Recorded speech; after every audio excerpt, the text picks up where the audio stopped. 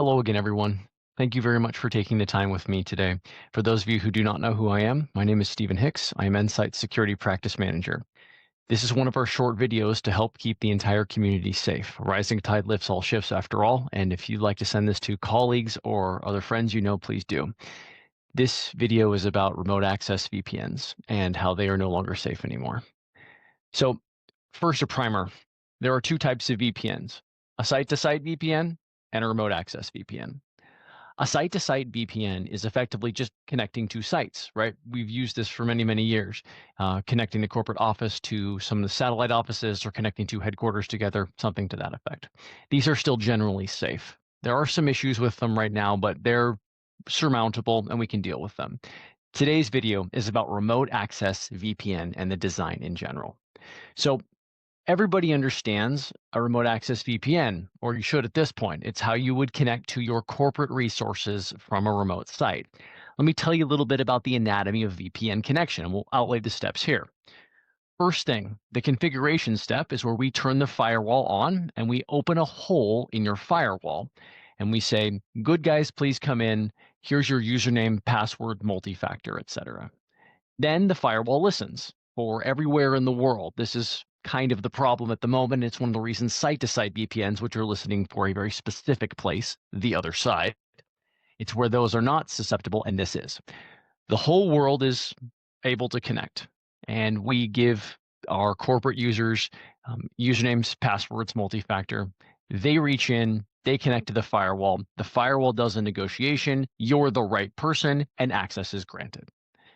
The issue is in the you're the right person step.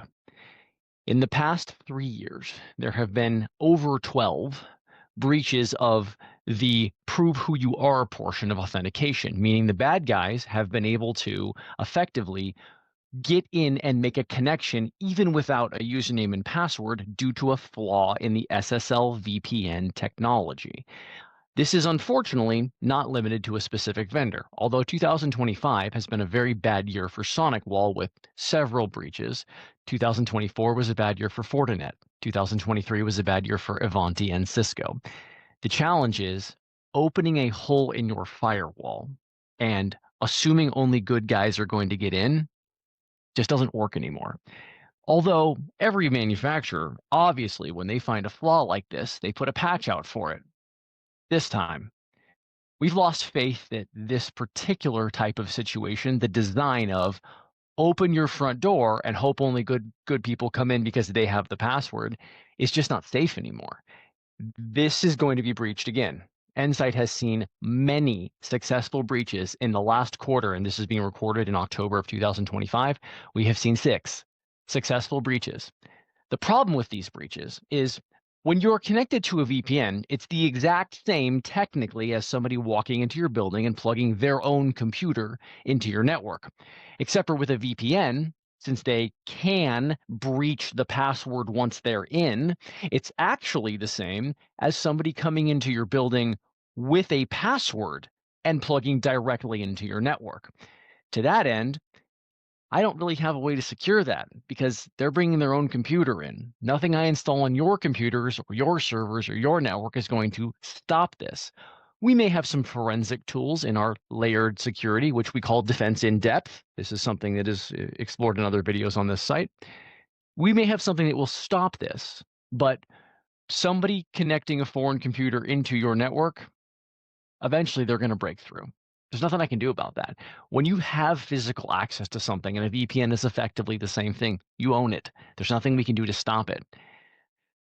This is why Endsight has stopped recommending, and we are going to stop supporting SSL VPNs. It is just simply not safe for our clients. And for the record, everybody, the VPN solution we recommend is called Zero Trust Network Access. It is the new hotness in remote access technology where that authentication step is done elsewhere on someone else's systems out in the cloud away from your network.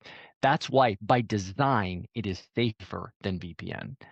Unfortunately, every time they say we definitely have patched the VPNs, regardless of the vendor, another breach comes out, either with another vendor or with the same vendor a couple months later. The whole security community is past this. VPN was awesome, but it has changed. and my job is to keep up with changes, and Endsight's job is to recommend the best solutions for our clients. As such, VPN is no longer safe.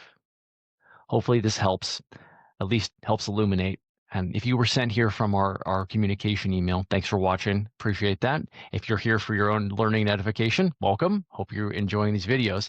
If you have any other questions, please, if you're an Endsight client, reach directly out to your account manager. And if you are not an Endsight client, reach out directly to me. My contact information is all over these pages, and I'd love to talk to you about it. Until then, my name's Steve Hicks. I'm Endsight Security Practice Manager. Stay safe out there.